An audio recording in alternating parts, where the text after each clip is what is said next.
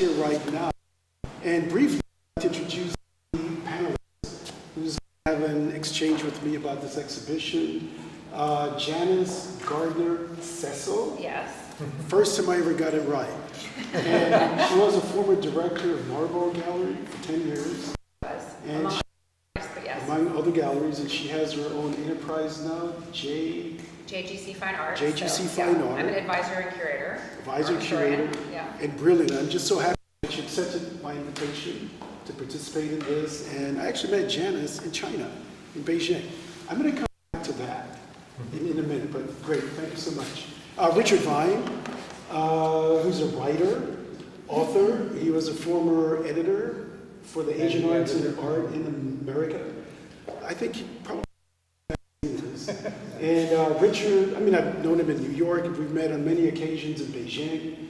And so his expertise is in the arts of Asia, China, Korea, Japan. So he's been engaged in the arts of Asia. And I'm going to speak a little bit about that in the beginning, in terms of the relationship that we all have, in terms of, let's say, like China and Asia. And I'll say something briefly about the founders of this space. It's called a 447 space. It was founded by two artists, Sean Scully. I'm sure you know who this guy is. In fact, if you look at the ground, you'll see some debris, old paint from Sean, when he used to paint in his studio, but he doesn't really paint here anymore. He has other studios, God bless him, where he can make his magic. Lily, his wife, another great painter. And in fact, as you came into the building on the left, a couple of her paintings hanging on the wall. So Lillian and Sean found the space and basically created what I consider to be the Sean Scully Foundation. For artists and for friends, give them a space to basically showcase their work.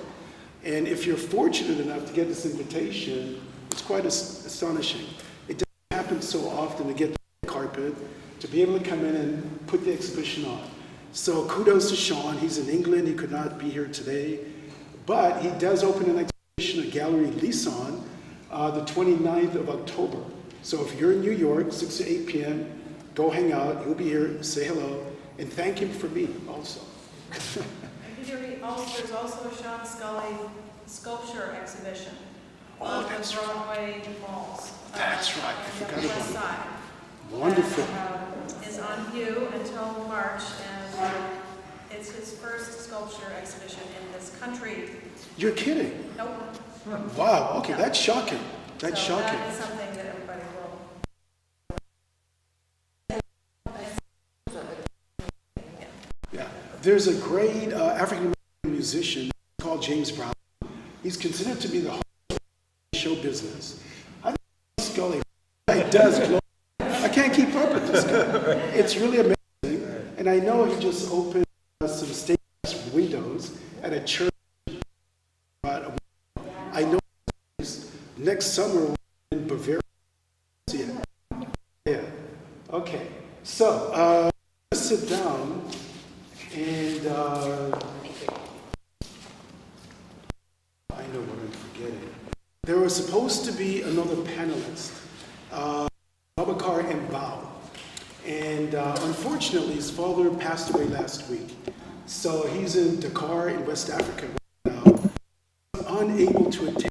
I thought maybe he would still pop in, but the demands of his family, and his father passed away at 103 years old. He was the Secretary General for UNESCO. And he is a real heavyweight, and he was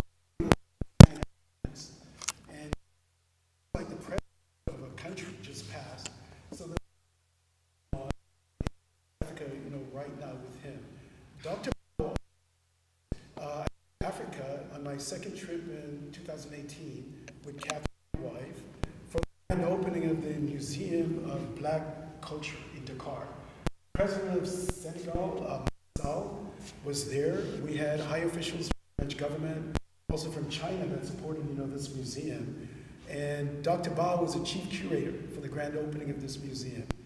In addition to that, the next major project we're doing is going to open a Pan-African Heritage Museum in Acra, Ghana.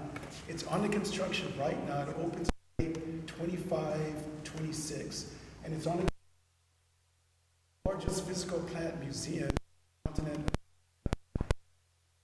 the African Union, the EU, the United States. And it is of the I'm one of the inviters that's going to be there. And if you visit my website, there's a link for the Pan-African Heritage Museum. You can see what's coming. It's quite astonishing. Okay, I'm an old professor. I start now. Just have a free-form chat, very informal, and we're just going to speak about a few things. And last thing before I start, in terms of there's a quote or a little comment which I wrote once. It says, "The reason is art." And in some ways, this is really what drives me. And it compels me to make these pictures, which we'll speak about. But my thought about art and painting and what it really symbolizes, what it signifies. The reason and purpose for art. Art was invented as a means to survive extinction as a species. It created the conditions of seeing more clearly through recognition and the ability to document such observations through the pictorial means. Observing the natural world's beauty, its pathos, its sublimity, no doubt assists us in our evolution to become more conscious. It elevates us from the world of the beast and the animal while revealing the nexus of beauty that surrounds us in the world. The beginning of this statement, helping the human being to survive extinction, it is not a joke. There are many lines of the human family that has gone extinct. And some of these moments of great, hard times, one can say, not having enough to eat or whatever, the human species, or human family at one time, were only like 200,000 people on this planet. And in those moments where things are very threatening us in terms of our survival, this is when I think art actually happened. To become more conscious, to start to document what we see in the world, and to find certain means to do this. There's a cave in South Africa where the earliest grid form actually exists. It goes back 70,000 years. So the grid structure, it's an implicit order device that's been used by human beings even in our time, like right now. So for me, I'm keenly interested in certain patterns, certain forms, and certain things that we do to help us to elevate our humanness and becoming more human. I'll leave it at that. Very nice, first of all, thank you. Just thinking in times of precarity, absolutely, art is necessary. Absolutely. For sure. So we met in Beijing, actually outside of Beijing, in Peter's studio, and the Oasis studio in 2015. Was it? Oh my God. Yeah. And I'm glad I was there then because I exhibited a couple of times. I was a director of a gallery called Edward Nahum, and we did Art Basel Hong Kong, and it was an amazing show.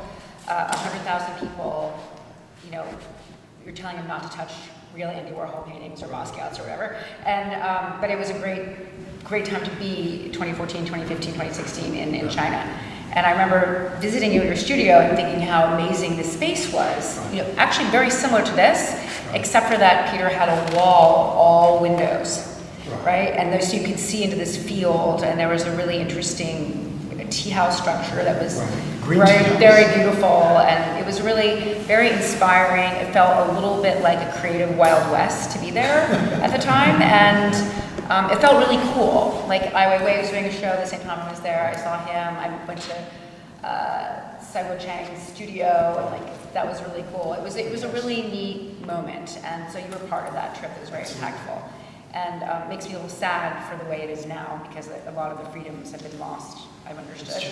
It's changed. But so when you went to China for the first time, because you've had your studio there for 16 years, you said, did you feel, as you've written about and talked about being, a traveler in the world from Jamaica to California to other parts of the world, when you were in China, what was it like for you? Because I'm just curious about the way it felt for you, like the vibration of being there.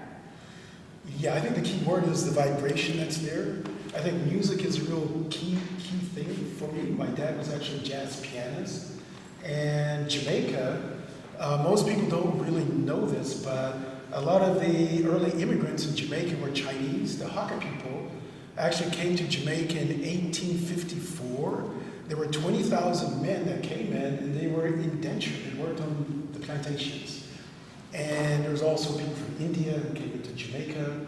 But people always say, Peter, my God, you're here in Beijing, and you seem so comfortable. It's like, why do you feel like that? And I tell people, well, my birth country, which is Jamaica, Kingston, Jamaica, there's Chinatown.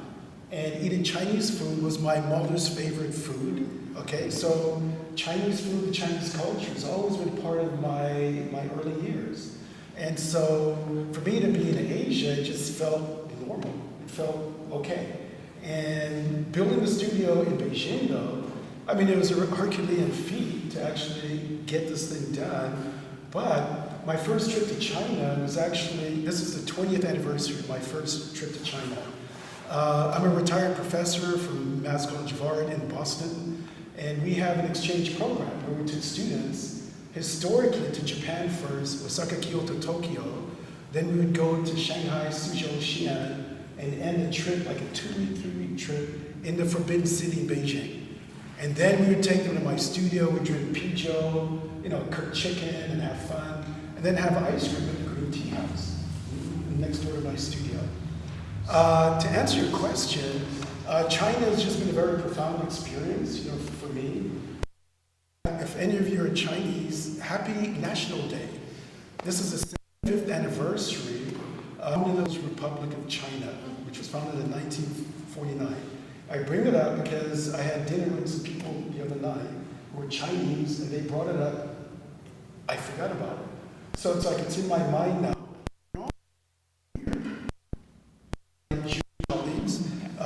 This is year 5,000 something. I have my. It's also a high Jewish holiday. But so China, and for me, energy, interface with people, I know. Contemporary Chinese artists, I've met them. And I was the owner of a gallery in 2008 up above Woodlands. And it was a gallery. I showed Sarah Z the first time in China in my gallery, a print. I showed actually Sean Scully a print of his work in the early days. And what I was doing over the teaching with students was curating exhibitions. I curated upwards of like 25 or 30 exhibitions in China and deliberately showing contemporary Chinese artists along with Western artists. And I brought a Robert Rauschenberg print, John Walker from New England, numerous, other artists were actually part of this thing. And so it's an interesting question. And Kathy, my wife, was here. When I told her I was going to do the studio, she said, "Are you out of your mind?" or something to this effect. But I did the studio. I felt like a need to actually be there. And I think for all of us, you can sit down and read about a place, but you have to sit down in a community and eat with these people, with people, and share your ideas, your thoughts. And I felt very comfortable there. And I think part of it also is I'm a character person, a gentleman that's part of the African Diaspora, and being comfortable, it's always like something we try to maintain, a kind of like equilibrium balance. And if I'm not in a kind of like a balance, I have to leave. But in China, it was like I felt comfortable. I don't know how else to actually explain that, except I see a linkage just with Jamaica, with growing up in the Pacific Rim.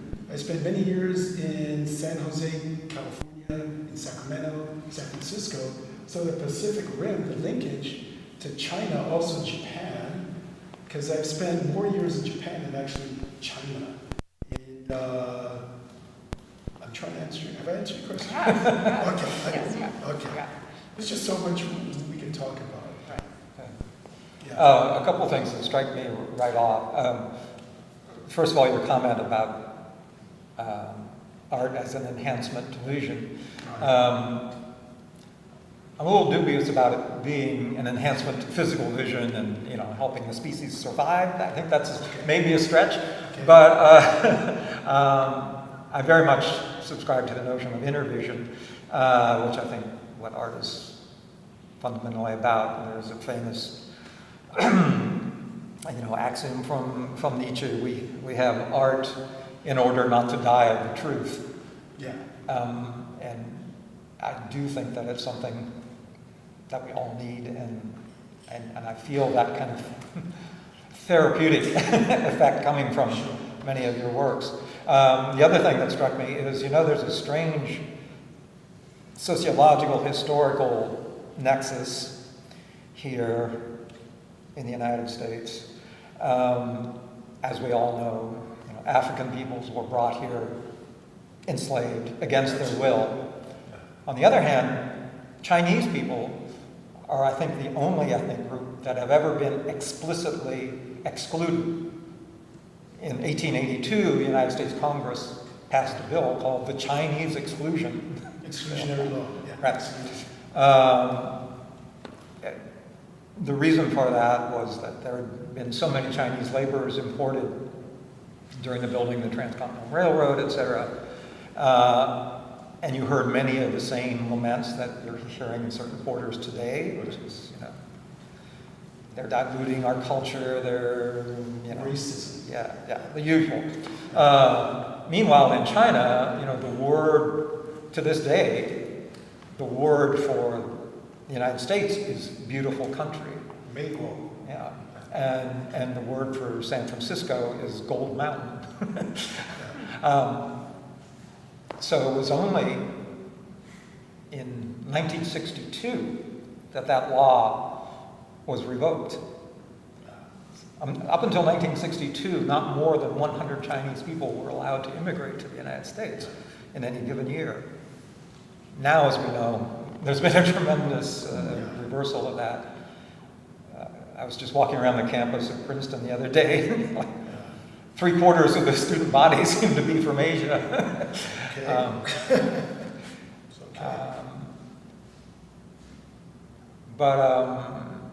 I think that jazz has been one of the ways that we here in the United States have dealt, specifically black artists have dealt with those kinds of sociological crimes. And so I thought maybe you could say something about your relationship to jazz. I know your father was a jazz player, but you've actually named some of your series. You named the show after Thelonious Monk, right? Yeah. So, I mean, I think the word jazz, it's a particular word, and it has, from my perspective, it has something to do with, it's like a primal scream of a people. It came off the plantations. It came from also the hybridity of different people being enslaved.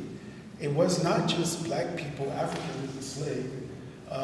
In Jamaica and other parts of the world, the Irish were enslaved. A lot of Indians were enslaved, specifically in Jamaica.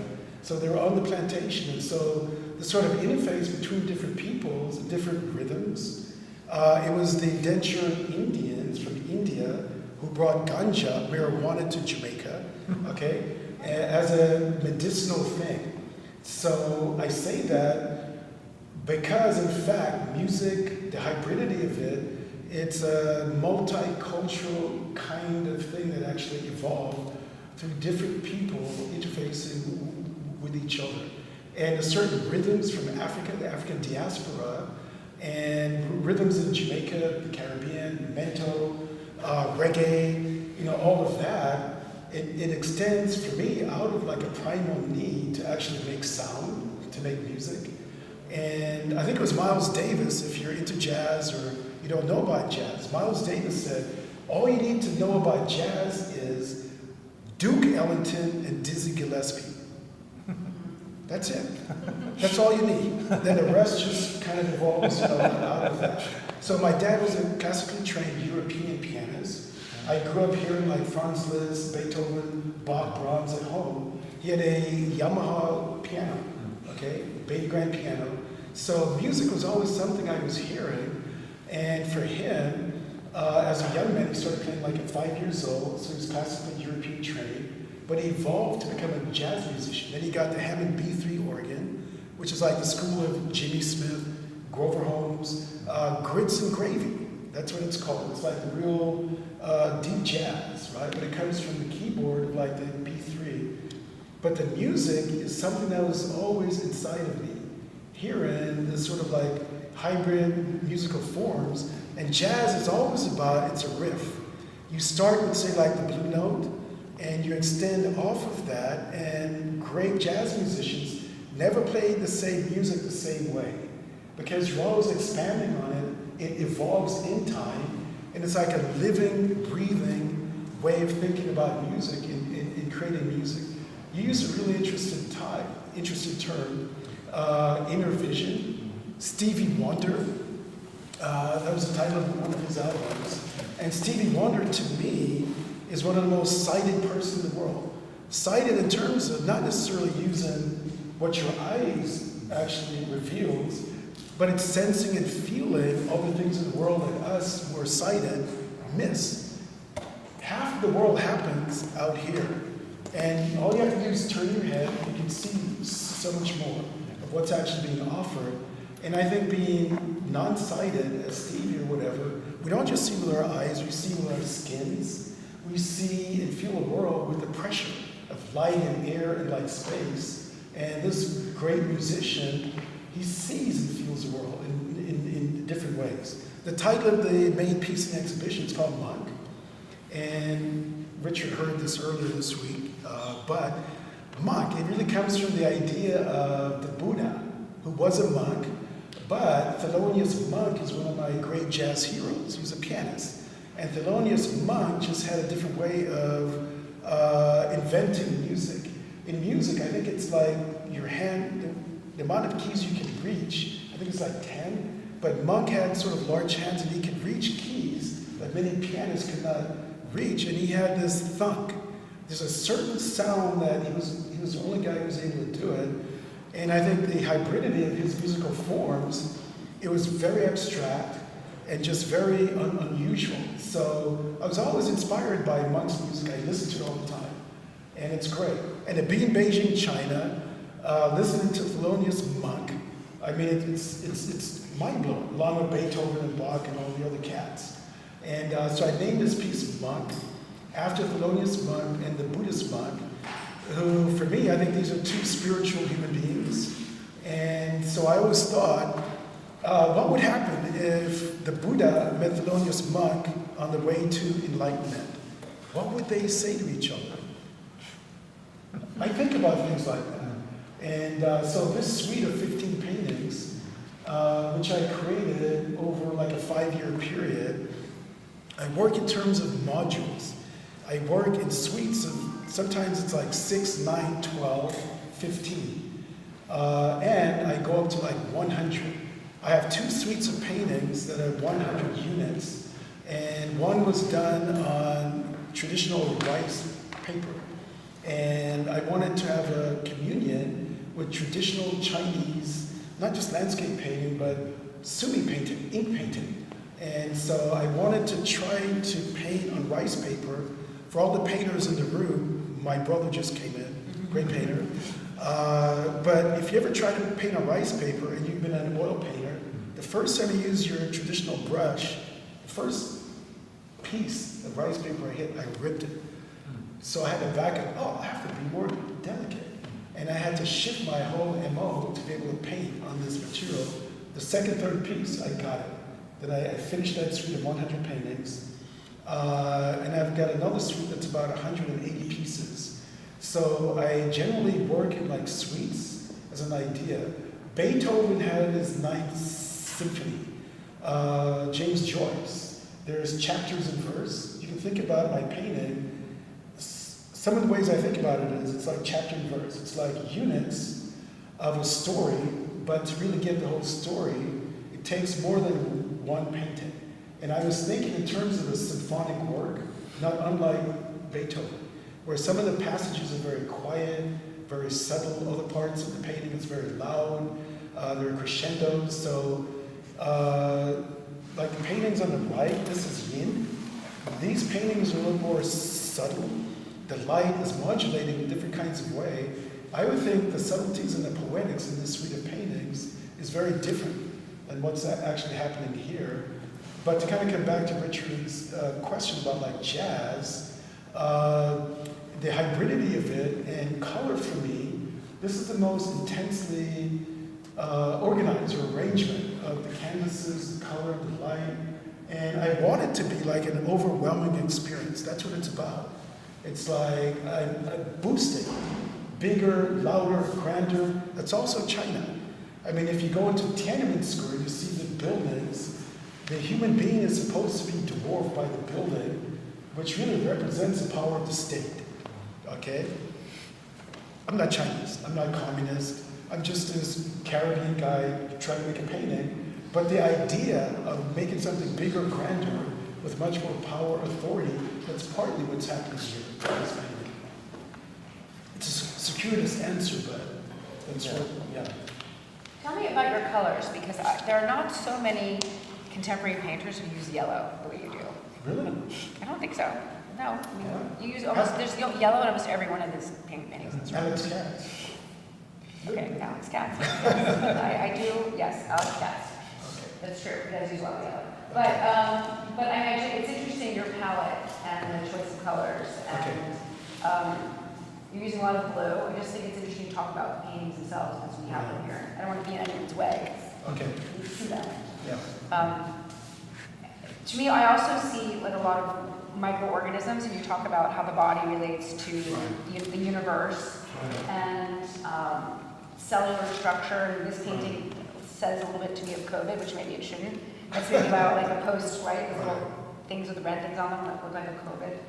But that's just having been through that experience, which we all lived through, right?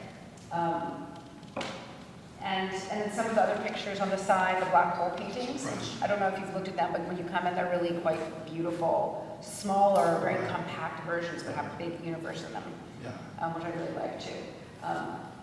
So I'd just love you to talk about this painting more, because there's a lot, I'm sure there's a lot to say about it. Sure, absolutely. Just going back historically, yellow actually is one of my it's one of my favorite colors.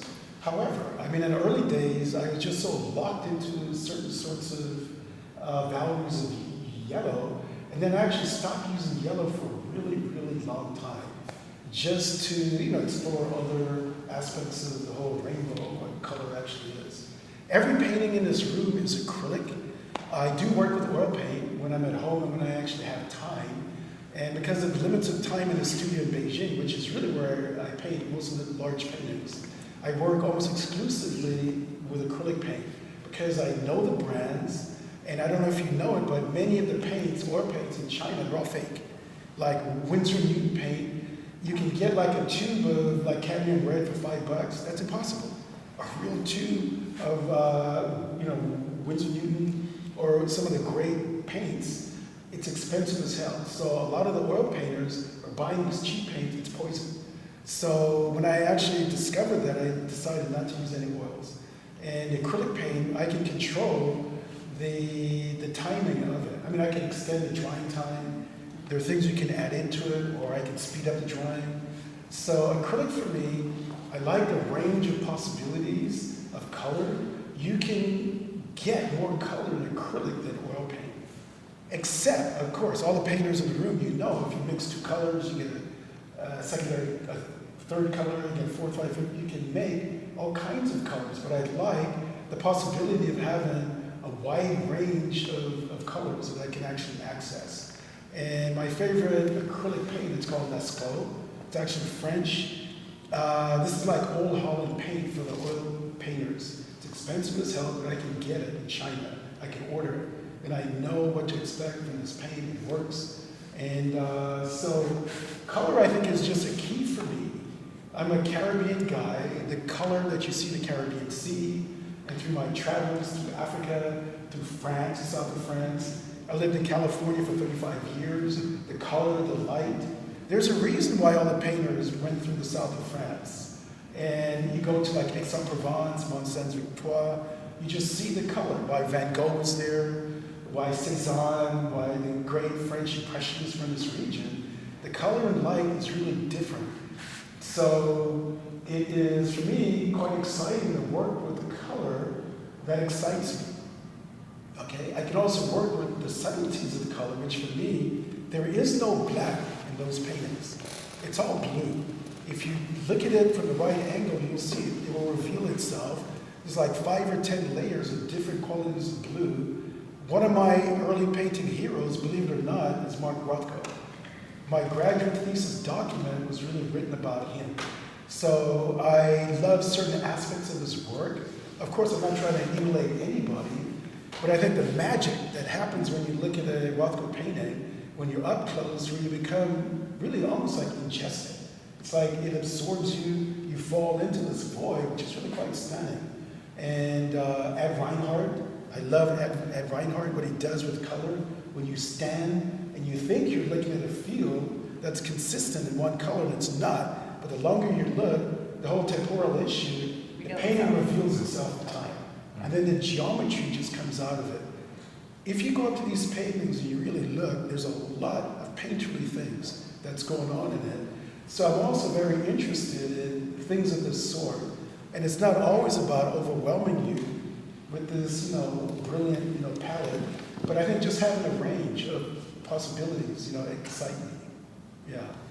But I think the other comment you made about, let's say like patterns, let's say like inside of the body, we didn't just go through the pandemic, COVID. And in fact, I've been working like this for a really, really long time. But because of the images that's been permeating, in the media, people are seeing, these patterns, which these are fractal patterns.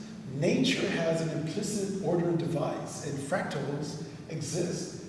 These viruses, even the Ebola virus, the COVID virus, the patterns are really quite stunning. The color of them, of course they threaten us because that's not good for the human being to have these viruses, in us. But it is just something that's always been there. I've always been invested in the micro and the macro. And I'm happy you brought up the idea of the body, the human body. I think of us as just being, an organism, the human species inside of this world, this planet, which is called Earth. But we are evolving, we're moving. This planet is not stable, it's evolving in the cosmos. And in the cosmos, all the planets, wormholes, black holes, all of that is part of the body cosmos. So I think of us as being part of the internal organs of what the cosmos actually is. Inside of our bodies, we have the lungs, we have our heart, we have our stomach, we have our kidneys, we have internal organs. And we have viruses. We have good viruses inside of our bodies that keep us in balance. Our gut. If you research or know the idea of what the gut is, there are different elements that's there that keep us in balance. It's like we need these things. And so the idea of like viruses, things that are micro, things that are like macro, I'm keenly interested in all of those things, but I'm not trying to make a transcription of any of those things. So these are not really mimetic paintings where I'm trying to document what the world looks like. But I am a person of the world. I'm a painter, and I'm really trying to make sense of what my experience is.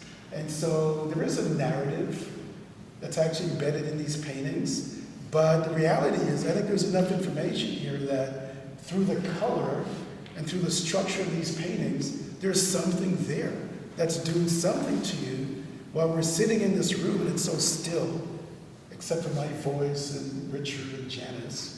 But there's something about the pressure of color and the light, it affects us. It affects us. When Van Gogh made the painting, The Night Cafe, which is really one of his great masterpieces, if you can imagine this painting, you go in, and the intensity of the yellow and the little lamp that hangs over the pool table in the middle of this painting, and the void, which almost represents like a tomb. But the color, what what he said about this painting was, he wanted to make a painting where someone could go into it and go mad. He thought about that. And if you love Van Gogh, which I do, and you think about what color can do, the pressure of color, how it affects us, the ocular experience, it's intense. And when you have certain colors, it affects us in a particular kind of way, right? Yeah, so you've talked about your relationship with music and art, and color and art, but you also have something else going on, which is your relationship to ideas. This series relates to yin and this to yang. Right. Back here you have a reference to astrophysics. Absolutely. How important? How do I square that? Yeah, because your making of art seems to be instinctive and kind of visceral, Right. and yet you play with these ideas. I just wonder how that dynamic looks. Okay, so I'm an immigrant, proudly. My family immigrated to the United States in 1962, and kicking and screaming, I thought I was leaving paradise, Jamaica, Montego Bay. It's just gorgeous. But my parents came, they immigrated for, they wanted their 4 kids to have a good education. The economics of being in Jamaica at this time it was a hard time. So my family immigrated, we came to Sacramento, California, okay? In the early 1960s, I was completely overwhelmed by the idea of the space race, okay? The Apollo program. I wanted to be an astronaut. The first time I was hearing about this and seeing these magical things, and I became a Star Trek fan. I love Star Trek. Just ideas about, traveling through space and things like that. Isaac Asimov, the Foundation trilogy. I read it as a teenager. It blew my mind, expanded my mind. I became a big fan of science fiction and read everything I could and got really inspired. Then I really got inspired by theoretical physics. Physics is just an examination of what the world actually is. It's a feeble attempt by human beings trying to explain what the majesty of this world actually is. And I'm inspired by Albert Einstein, of course, Alan Guth, who's our modern day Albert Einstein. He's a professor of physics at MIT in New England. And so this big painting that Richard actually just pointed out, the one behind us, and the one at the left of the door, the more orange one, it's called the false vacuum. And these 2 paintings are 2 of 7 paintings that were exhibited at Woodlands, UCCA in Beijing, China. And these are the paintings I did on my first sabbatical from Boston. The false vacuum is a theoretical idea from Alan Guth, who's alive right now, about what was the trigger for the Big Bang. What made the bang? Okay? So his whole theory is that something can come out of nothing. I'm not making this up. Google Alan Guth, and he's one of the cats. I read his ideas, his things.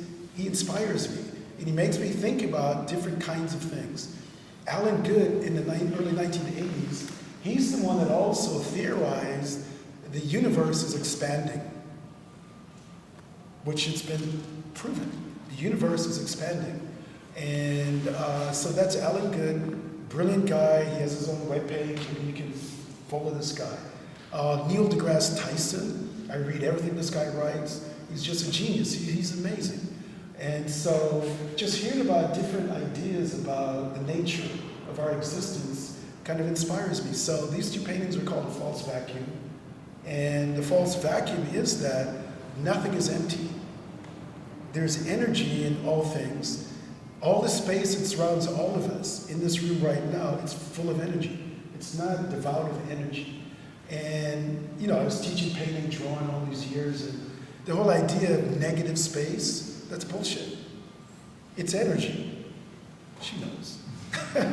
Great painter. Space is full of energy. So the false vacuum it's a falsity, a false notion to imagine that the emptiness of space has no energy.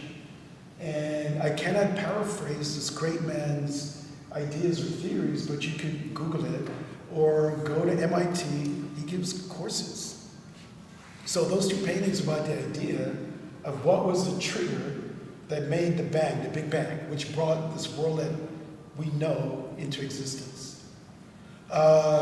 Yin Yang, the yin, which is on the right, it is a traditional culture, philosophical idea about the balance of the world.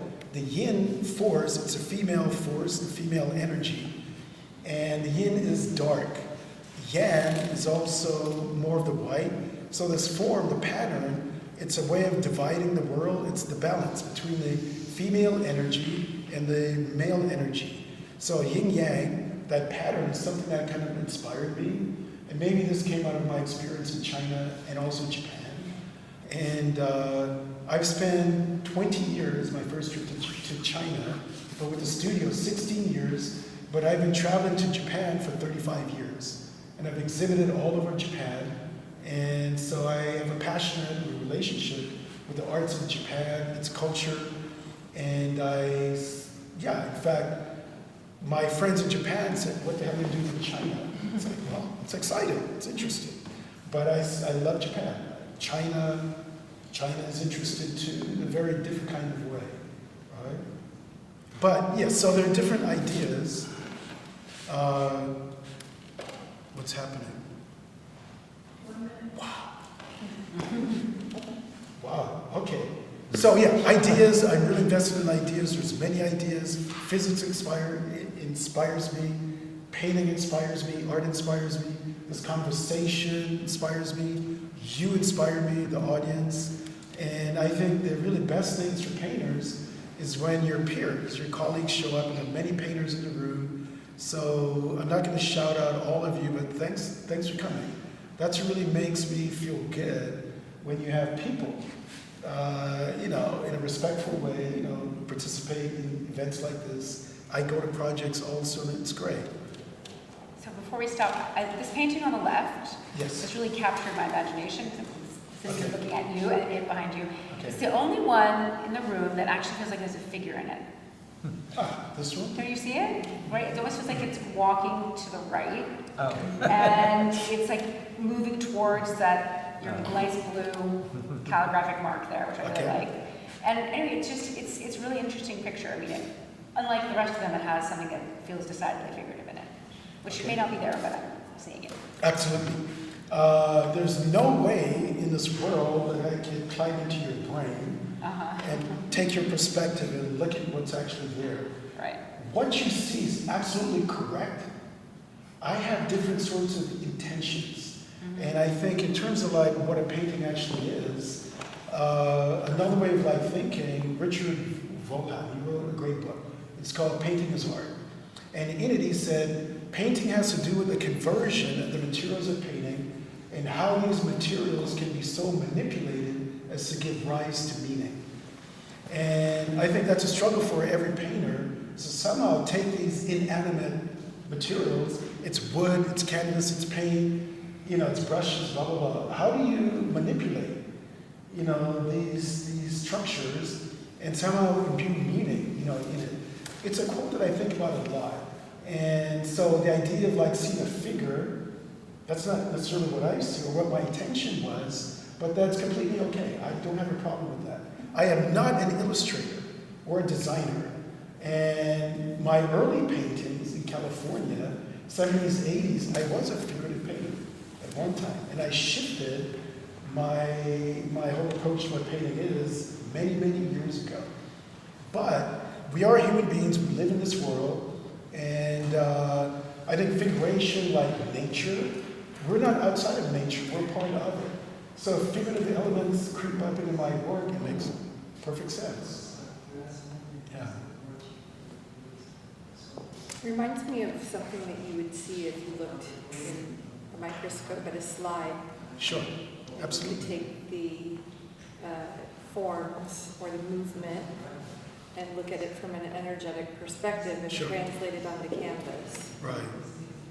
That's kind of what I'm hearing a little bit. Okay, since you brought up the figurative element, I'll talk about this painting on the right in brief, because we have 15 minutes for Q&A. But the painting on the right, it's part of the Bending Time series, which is about 160 paintings. And I was in my studio in Beijing painting, and I was streaming the greatest jazz station in the world. It's called WBGO, and it used to be in Newark, now it's in New York. And so my signal is a little bit weaker, but you can stream it online. So when I'm in my studio in Beijing, I'm streaming WBGO. It makes me feel like I'm in the United States, New Jersey. And they announced Aretha Franklin has died. It just stopped me in my tracks. I was overwhelmed. I'm in the studio alone. Aretha left, and she's always been a big inspiration for me. Quintessentially one of our great queens, one of the great musicians in the world. And I was overwhelmed. I stopped what I was doing, and I started this painting in the middle of the Bending Time Suite. So for me, WBGO just kept playing her music on end for like a day, almost 2 days, and I was channeling Aretha. And the reason why I say this is a figurative painting, if you look at the left quadrant of the painting, there's a cocoon-like structure, which is like white with the green on the inside, with the bands of like red on the outside. So in a subtle, sort of funny way, I was thinking of a spirit, if you believe in spirits or things like that, and perhaps this green, this pattern, is sort of like a cocoon, symbolically of Aretha Franklin's spirit ascending into the heavens. Okay, it's just a thing, something I was thinking about, and it's not really deliberate, but it was like, okay, so I'm thinking about Aretha, the music, blah, blah, blah. This painting evolved just out of a need to address this great musician, and that's what happened. Francis Bacon, there's one of his great paintings. It's the portrait of Pope Innocent VII, the 14th or whatever it was. Bacon talks about, he had an idea of painting these crows flying in a field, and how this Pope came in with slabs of beef, he had no idea. He talked about this. This happens with painters.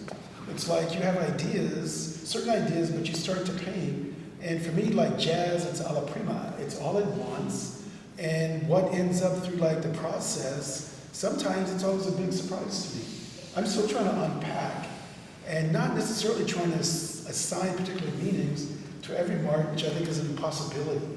But I think there's an overarching ideas like spiritually, Buddhism. I'm like a recovering Catholic, if you want to talk about, what your religious beliefs is, or the Ashanti people in West Africa. These were the African people who came into Jamaica, who were indentured, they were slaves. So the people from Ghana, also West Africa, Nigeria, these were the primarily African people that came in. So I am part of that diaspora, and the Ashanti people, if you don't know about these people, these are like the artisans. These are the philosophers, the writers, the poets, the magicians. And in some way, I like to think of myself as a magician, generating or bringing forth ideas and things symbolically that has not really existed before. And so some of these patterns, I think it harkens back to many different sorts of cultural areas, and none of us can really escape who we are. You can't. And I think within my body, the only indicator of who and what we are is located in our DNA, okay? And the only thing that really assigns meaning to our being is really what's really locked into that, the DNA structure. And that links all of us as human beings into one human family. Call me a romantic, but these are the things I think about.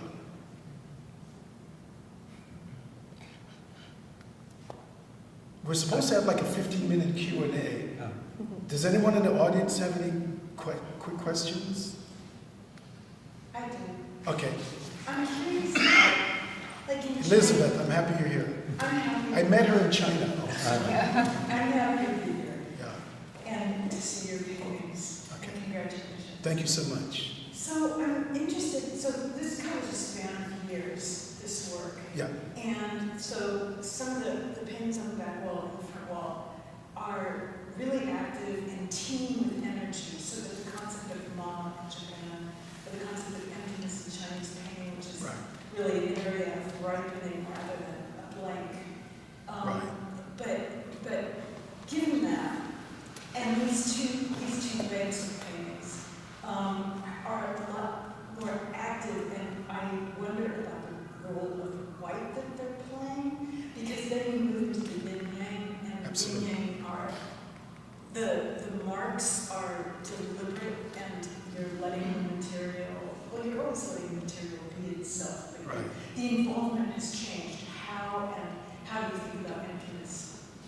That's actually a great comment. In fact, I made a faux pas. I went to an event in Tokyo, Japan, and I dressed in white. Dressing in white, symbolically, it's death. And so I thought I was a cool cat coming in, and I just blew it, right? So my host, my friend, had to tell me, Peter, you really should wear white. It's like, you know, it's not that kind of an event. In China, it's kind of like a different thing. But in Zen Buddhism, there's an idea which is called living movement, which really means that everything in the world is alive. Rocks are alive, trees are alive, the sky is alive, the air, water, everything, the natural world is actually alive. It has an energy to it. This is Buddhism, Zen Buddhism. And emptiness, what I was saying earlier, that's nonsense. It's not empty. It's a living field. So my usage of what you would say is white, there's actually about 2 or 3 different gessos, different qualities of white that's in all of these paintings. And the color, it's a matter of like layering, sequencing, like information. So white for me is not about, well, it is in the Western world, you think about emptiness, but for me it's not about emptiness, it's about a different field. It's like the idea with Alan Good, that it's a field of energy, that not just emptiness, a void is still full of energy. So for me, those spaces are seductive, you can enter into it, you can dive into it. But in the Western tradition of abstraction, we can talk about layering space, or in a Renaissance perspectival space, you're building the idea of a window that opens up, that one can really enter into. And I'm deliberately playing with certain sorts of ideas in abstraction where the space flattens out, theoretically. Things really offer themselves up in the frontal plane of the painting, but I'm deliberately trying to modulate the plasticity of space. How one thing that perhaps looks like a human figure, how it can appear to be almost three-dimensional, then it flattens out. And I mean, for you in the lay audience, plasticity has to do with the modulation of a three-dimensional form, and how a form like that could be manipulated, where it collapses, or it becomes three-dimensional, or it can become into the 4th dimension, which is time.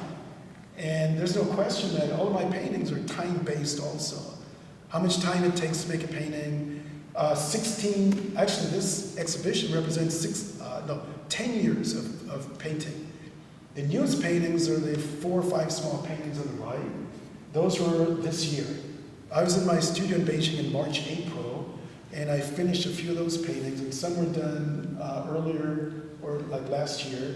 And the earliest piece, it's 2013, I think. I don't always remember, when I make these things, but it really represents like a 10-year period, the work that's here. But I really wanted to key on the monk painting, and Mr. Sean Scully was gracious enough, along with his wonderful wife, Ms. Tomasco, and offered me this opportunity to make this exhibition.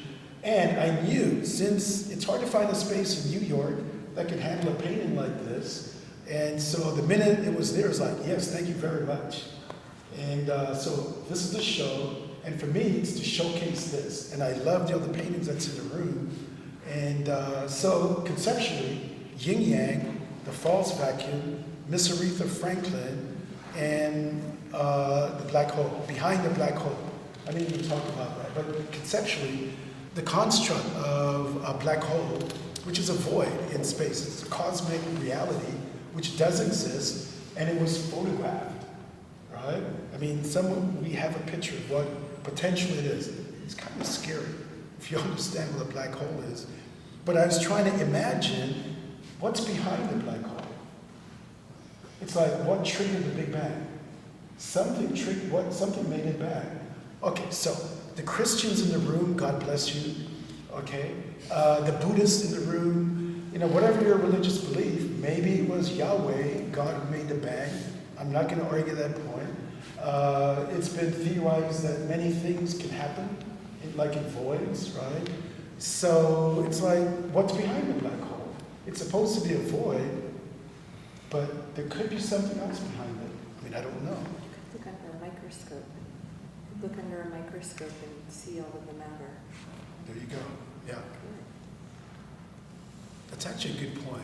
Actually, I wanted to be a biologist It has a lot of when I was in biology junior in high it. school. But when I had to dissect a frog and I had to cut him open, it was like, it really wasn't me, yeah. But I like Well, the idea it of looking encompasses inside everything you're things. talking about. Sorry? It encompasses everything It does, you're yeah. referring to. Yeah. Venetia Copernicus. Hello, Hi.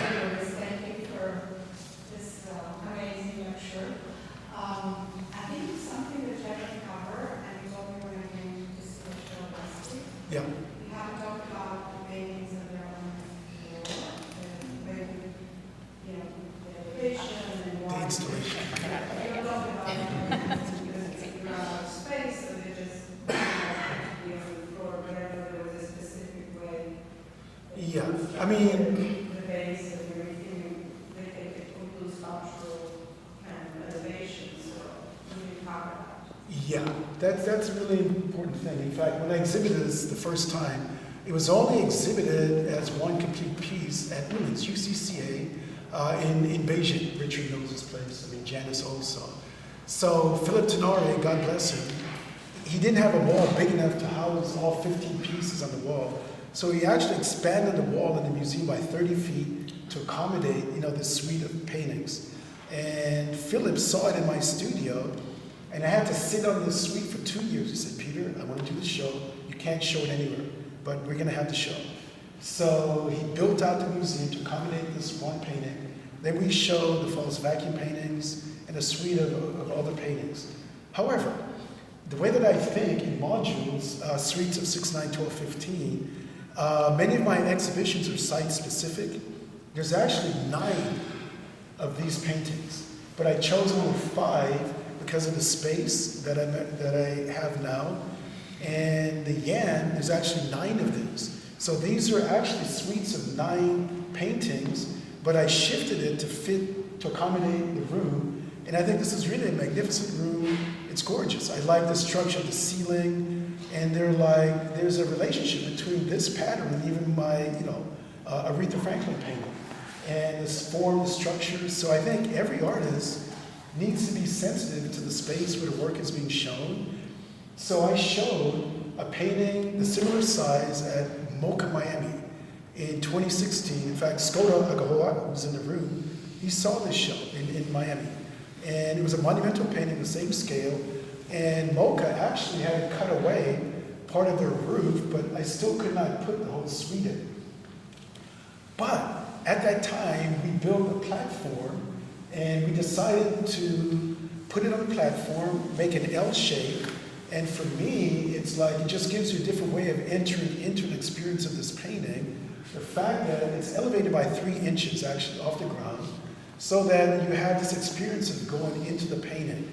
Not quite what Mark Rothko achieved in his paintings, how it absorbs you, but it becomes almost like a portal that you can enter into the space. And I like the idea of kneeling down.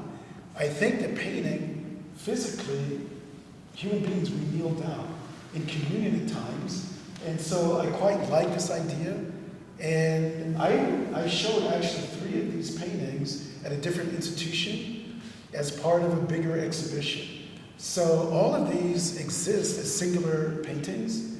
They exist as modules, as suites. And so, have I answered your question? No, I heard you last week. Thank you. Yeah. Okay, one more question. Senor Juan Puntes, the founder and director of White Box, is here. I sit on his board, and he's always, you have questions, I'm sure. I have to shout you out since you got it up. I'm coming to your opening. Thank you. I'm coming Friday. There's a great show of fiber arts that's opening Friday evening at White Box. And I think mostly women, I think. Okay. Do you have a... Ceramics and fibers of host. I see, okay. Would you like to ask a question? You've known me a long time. like, Are you looking at me? and Michael, no, Juan or Scoto, who's in the gallery. Sorry? I'm retired, I stopped painting. You're retired, okay. And in the field of zoos, I field, etc. Yeah, I showed them, I had to show them, and I gave a look at red bus and okay, then nurse. okay, he's too tired. Scoto, would you like, you have a question? I mean, you know me quite well. Someone back there. Oh, so- You have two. Mine's not a question, mine is a comment. Okay, One of the things that I love about these paintings is that the premise is constantly in flux. So whatever you bring to it, you can go somewhere. okay. You know, I mean, I know you're very specific, you know, it's a Retho, or, you know, they're all different kinds of premises, but whatever you bring to it, and, you know, we're all changeable, you can go somewhere with it that reaches you. And that's a rare thing. Thank you. That's quite kind. And I love your work too. You had an exhibition in this space, and beautiful exhibition. And I wasn't really that familiar with your work. And just to sort of like painterly feel the energy in your work, I can see why there's kind of simpatico. And he knows Sean quite well, and you put on a great show too. Thank you. Thanks. Yeah. There is one That's with, problem. yeah, this artist here, the very, he had a show here. You had a question. Oh, yeah. Sorry. I have a question. Okay. I was going to say also, Art has some great things at Arcade right now. Oh, there's a group show. Representation. Okay. Yeah. Um, This is my brethren from Jamaica also. He had a show here last year, about a year ago. And I saw your show. Congratulations. I wanted to ask about the painting that's just sitting in the center of Okay. in the center here. After hearing you talk about emptiness and sort of like the way that that space is charged to you as opposed to not something more intentional as opposed to otherwise. Right. That canvas in particular. I The think- green, the mostly green Yeah, one? yeah, yeah. There's a lot of rationalization there, and Yeah. the white sort of becomes a little bit more secondary, although taking into account all the things you said, it is definitely still charging a lot of what's going on. I want to hear more about you speaking about that in particular, and how you think about maybe looking at. Yeah, I can. Just historically, there's been different bodies of paintings that I've made. And there's a singular group of paintings that's called fields. And in the fields paintings, they're much more geometrically abstract. And there's like a module, a singular module in a field, like a square inside of a square, like Al Held or Anne Reinhardt. I mean, it's just, geometry has always been sort of implicitly embedded in the way that I'm thinking. However, this green painting, it does have a particular story. And in Beijing, a friend of mine says, Peter, you like the tricky rabbit. I said, what do you mean? And she told me about a Chinese folktale. And the folktale is that there's a rabbit. The rabbit hole, you go through the hole and you have different little houses where you can, or different, you tunnel to different places. And the tricky rabbit has many homes. My friend, who was in the studios, heard my story. I live in New Jersey. That's my permanent home, like for 30 years. We have a home in the south of France, Kathy. So we go to France. Then I have the studio in Beijing. So I'm sort of moving between China, the south of France, and New Jersey, USA. And then I travel for projects. And I have dear friends in the south of Germany, Bavaria. That's a kind of a home too. In fact, some of my collector friends that are here for private opening, which is really extraordinary for me. So the Tricky Rabbit has many different homes. So I started thinking about a portal. And this is probably the most direct sort of representation of a kind of an idea. If you look at the red line, okay, I should do this. What? The Tricky Rabbit. Okay. So this painting is a portal for me. It really is a portal, and the green, the flexibility, the plasticity of that space, it does open up, and you can enter into it. And so there is a red line. If you follow this red line, it's going in and out of patterns. In it's digging in, it's going around, it's actually looping. And for me, each of the passages or portal that it goes into is like a home. It's just a thing. So in terms of the narrative of this painting, it's probably the most sort of like scripted, sort of like painting that's actually here, in a deliberate way, with a narrative. So I thought about the idea of different places we become displaced, we have different homes. My family, I'm a family of immigrants, so moving across from Jamaica to Panama, to California, and to China, to Japan, to Africa, Spain, Italy. I travel, like all artists. We're all nomadic human beings. That's what we do. And so, you know, having different homes, but also feeling grounded is a really important issue for me, and trying to, you know, maintain a kind of like balance, right? So, the tricky rabbit. It's actually on the back of it. I named it, it's called the tricky rabbit. But it's part of monk. Yeah. Skoda, would you like to ask me a question? All these art dealers are tired too. They've been doing so much. Question there. Eva, Congratulations, it's really fascinating to thank you so develop much. in your work and also the thoughts behind it. I wanted to circle back to Okay. art having the capacity to save humanity. I'm really fascinated by your idea that there is no such thing as a void, but that the void is potential, so there is something there. And that in itself, I think, proves that art can save humanity, because it gives us this realization and notion that there is always possibility of change and transformation. Right.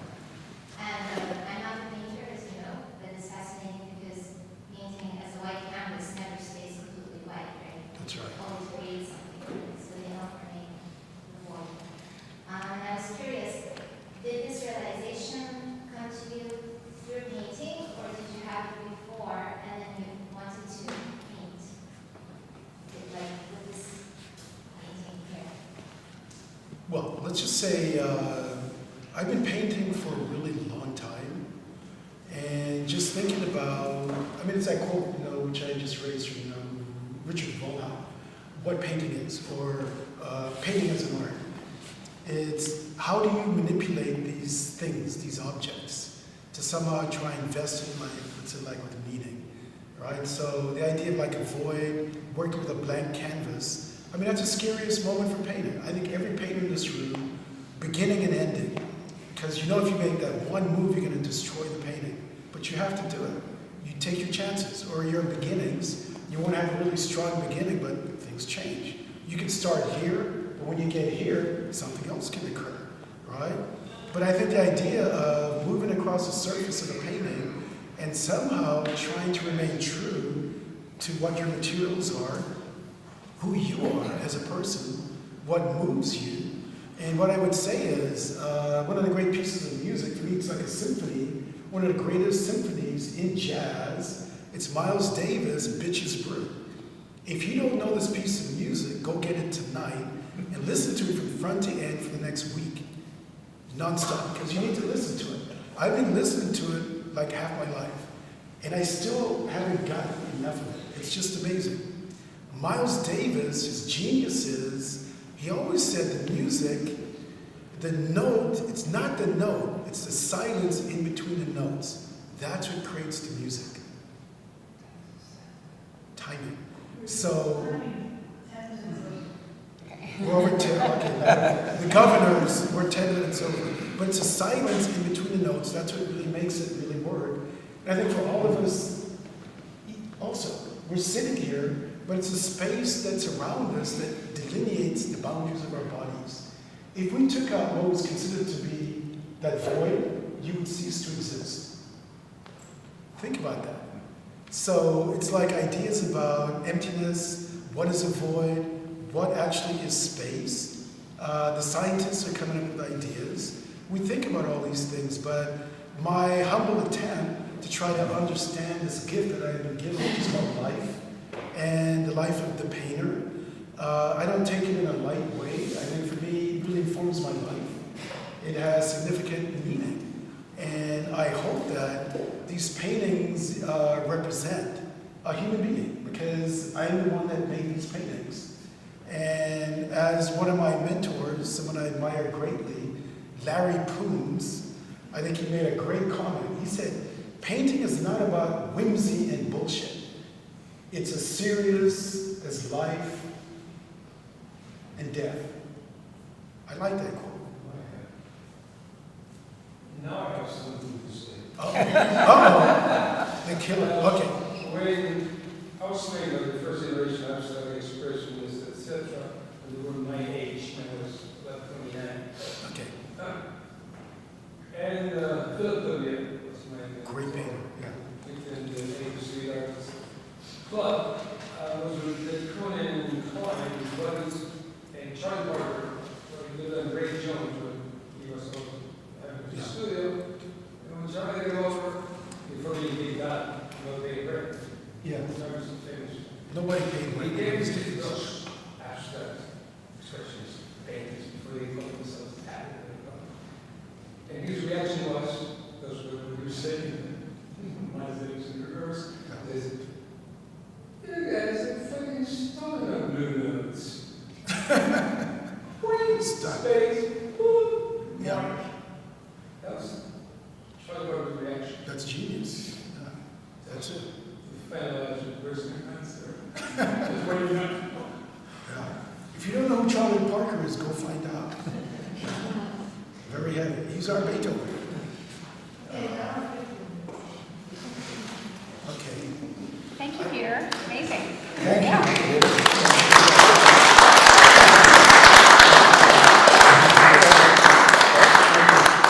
Thank you all for coming. We ran over by a few minutes, but there's a tradition in China that we do, and I did it the other day, a group picture.